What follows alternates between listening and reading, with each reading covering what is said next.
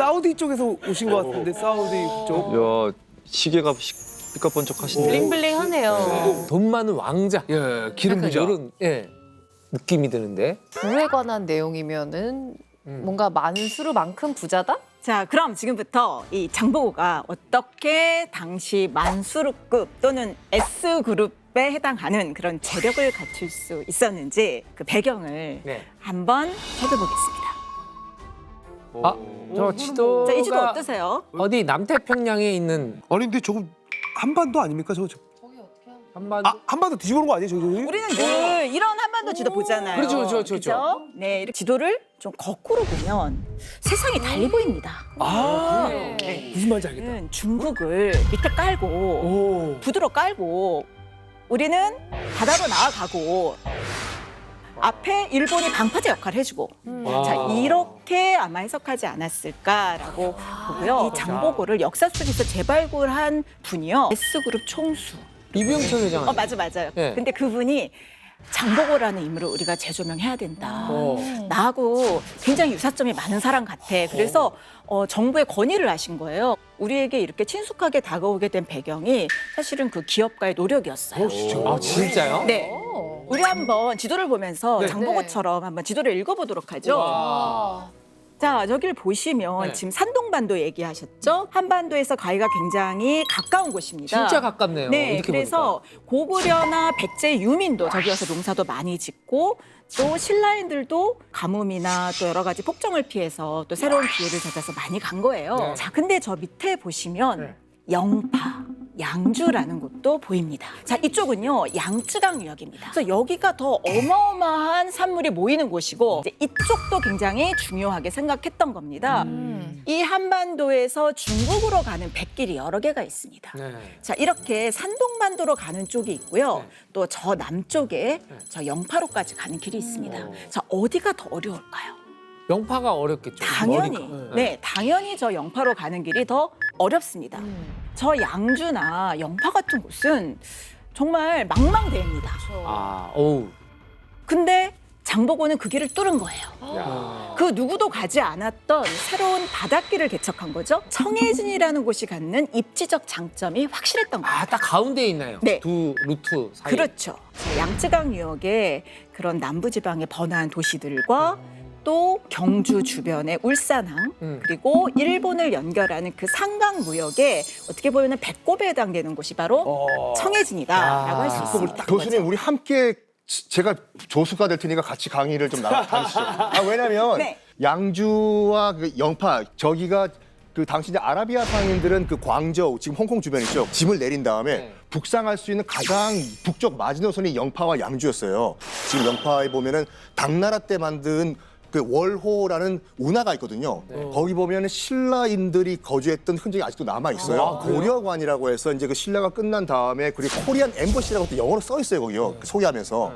거기 코리안 엠버시가 있다는 것은 그 이전 신라 때부터 수많은 신라인들이 저기서 무역을 했다는 증거거든요. 장보고가 무령군에 재직하던 시기에 장보고가 보니까 이 산동반도하고 중국 동남 해안 지역을 중심으로 신라방 또 신라인들이 주로 이제 국제무역에 종사하는 사람들이었습니다.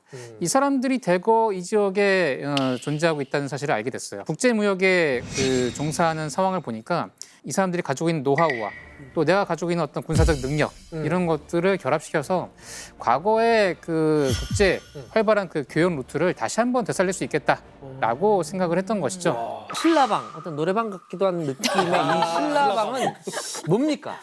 그러니까 뭐 쉽게 말하면은 뭐 미국의 코리아타운 같은 한인들이 대거 모여 사는 그러니까 당나라의 코리안타운. 네. 뭐 이런 거네요. 이 신라방에서 네. 이제 큰 기회를 발견을 하는 거죠. 오. 왜냐하면 일단 신라 사람을 비롯해서 많은 고국에 같이 할 수 있는 사람들이 있는 데다가 이 사람들이 다 무역을 잘하는 거예요. 그러니까 이거를 좀 세력화해서 네. 이 한반도와 당나라를 잇는 또 중국까지 이어지는 그런 어떤 세력을 좀 키워야 되겠다라는 그 빅픽처를 갖게 된 겁니다.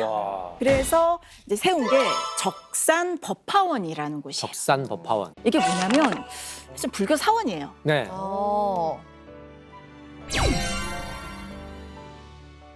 사실 당시에 중요한 종교가 불교였잖아요. 네, 네. 이게 세테크의 의미도 있었던 거죠. 세테크요? 네. 아, 그때도 종교인 면세 같은 게 있나요? 네, 아, 맞습니다. 진짜.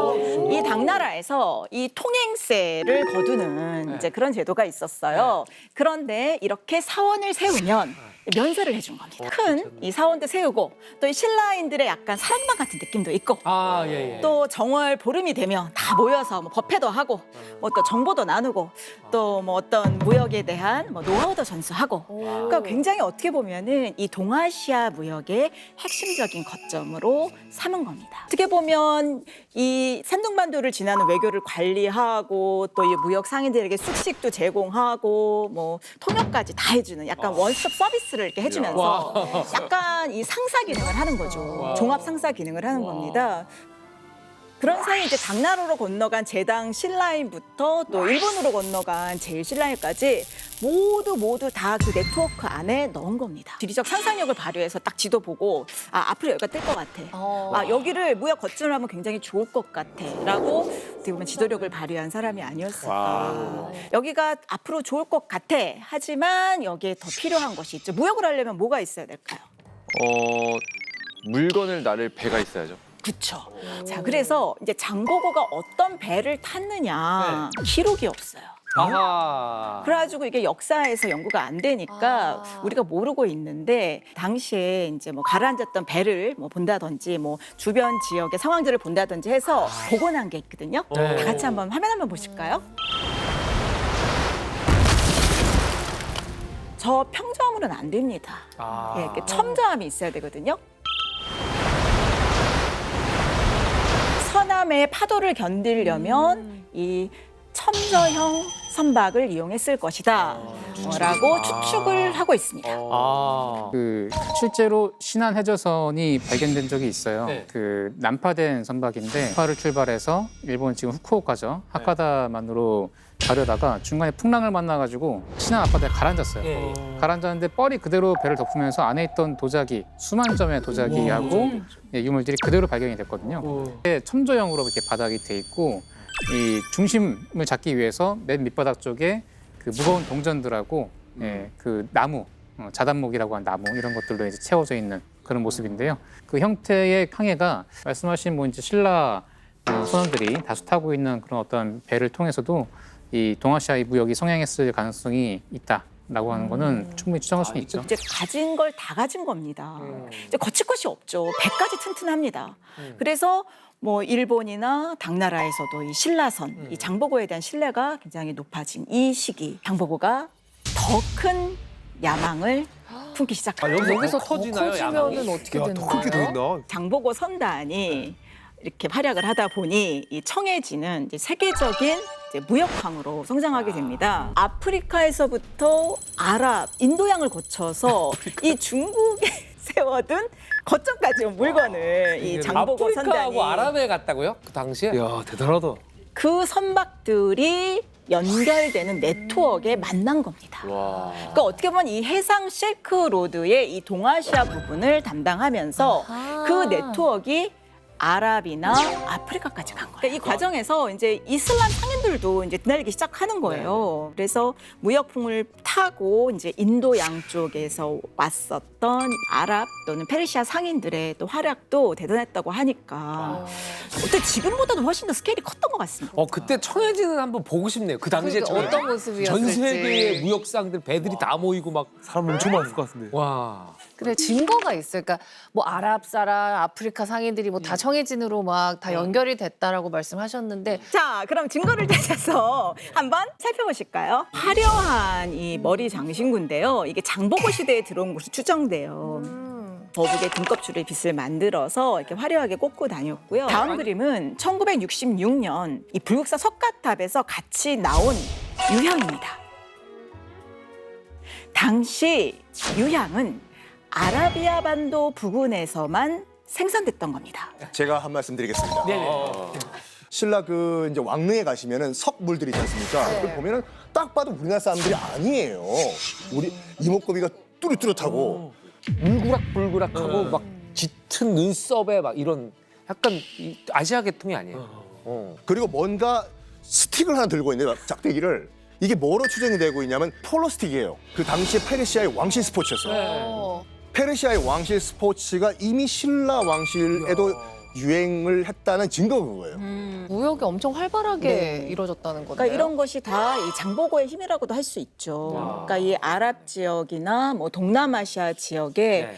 뭐 이런 새 깃털이라든지 뭐 공작새 깃털이라든지 뭐 이런 것들이 다 수입되고 뭐 여성들이 여기에 대해서 너무 막 사치가 심해서 뭐 이런 걸 금지하는 법령까지 내렸다고 하니까요. 당시 이 신라 시대는 많은 이 아랍의 상인들과도 그냥 교류가 많았다라고 볼 수 있죠. 근데 저는 또 생각이 드는 게 사실 우리가 얘기를 한 이 무역의 스케일이 진짜 크잖아요. 근데 사실 완도는 좀 작잖아요. 이 작은 완도에서 이게 가능했다고요? 또 듣고 보니까 네. 그러네. 근데 여러분 한번 생각해 보세요. 지금에 한번 싱가포르 생각해 보세요. 싱가포르. 싱가포르 200년 전만 해도 정말 그냥 가난한 어촌 지역이고 몇백 명 살지 않던 곳인데 지금은 세계적인 무역 항이자 또 글로벌 도시가 됐잖아요. 네. 다양한 선박들이 오가는 곳이잖아요. 그러니까 이게 제가 보니까 이 스케일이 중요한 게 아니다. 이 크기가 중요한 게 아니다. 아. 결국은 어떤 지도상에서의 어떤 입지를 잘 선택하고 또 그 주변의 조건들을 만들어가는 그런 진짜 상상력이 중요한 거 아닌가. 아, 그러네요, 연결성이 진짜. 핵심이 아닌가. 네. 싶어요. 동아시아 이 전체를 연결하는 물류망 또 이 바닷길을 장악하는 지도력이 있었기 때문에 이 장보고는 해상왕이 될 수 있었고 또 이렇게 역사에 이름을 남길 수 있지 않았을까 싶습니다.